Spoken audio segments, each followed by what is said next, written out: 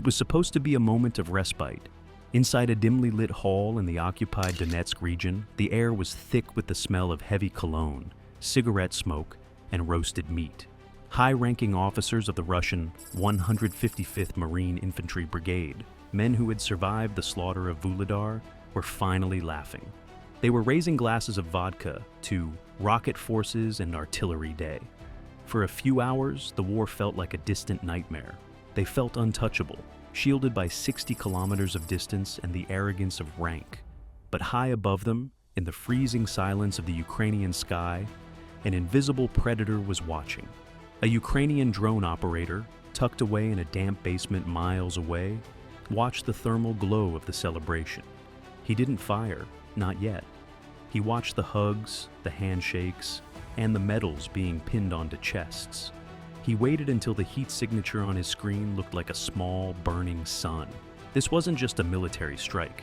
It was a cold-blooded message. In the next few minutes, we're going into the heart of one of the most devastating ambushes of the war. We're talking about the terrifying science of tungsten rain, the psychological collapse of a command structure, and the reality that, in 2023, your biggest celebration can become your final act. To understand why dozens of elite officers were all in one room, you have to understand the Russian military soul. It's an army built on the cult of the commander.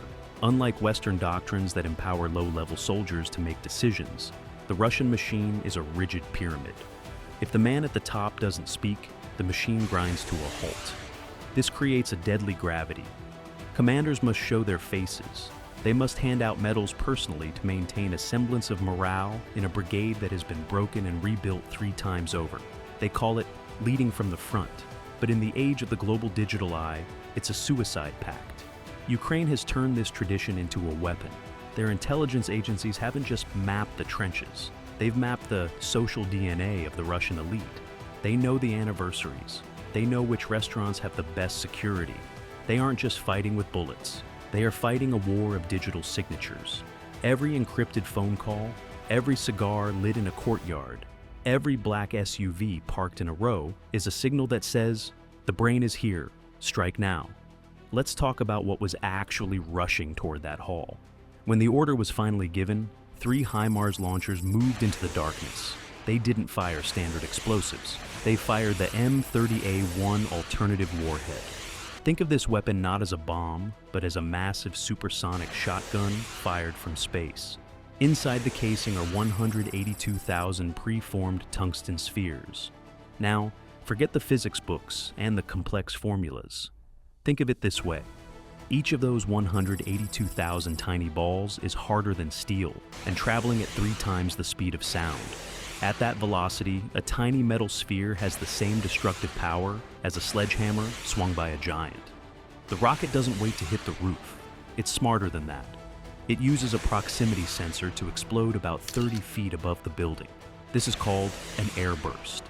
By detonating in the air, the weapon creates a cone of death that covers an entire football field.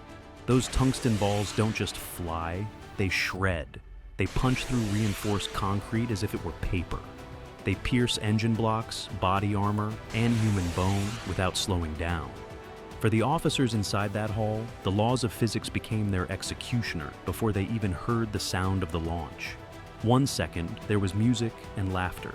The next, a cloud of 182,000 white-hot fragments turned the room into a sieve. We often talk about this as push-button warfare, but there is a haunting human element to the wait. For the Ukrainian team, the tension was suffocating. They had to be certain. If they fired too early, the big fish, the colonels and the generals, might still be in their armored SUVs. If they fired too late, the party might have ended. On the thermal feed, they watched a Russian performer, Polina Minchik, on a small stage. They watched the soldiers clapping, blissfully unaware that they were already ghosts. It's a brutal, cold reality. In those final minutes, the drone operators aren't just soldiers. They are witnesses to the last seconds of dozens of lives. There is no cheering in the control room. There is only a heavy professional silence. Target is optimal, whispered the radio. Back at the launch site, the HIMARS crews don't see the faces. They only see coordinates.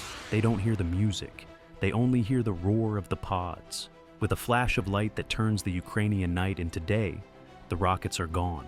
They climb into the stratosphere, silent messengers of a fate that has already been sealed. The explosion didn't just destroy a building, it vaporized a command structure. When the dust settled, the music had stopped forever. The elite of the 155th was no longer a fighting force. It was a list of names for a mass funeral. But the real damage happened in the days that followed. Imagine being a junior officer in that brigade. You've lost your leaders. You've lost the men who knew the plans, the men who had the codes, the men who held the line together. You were left in a vacuum of fear. The Russian Z-bloggers erupted in a frenzy of rage. Why were they gathered? Who gave the order to celebrate? How many times must we learn this lesson in blood?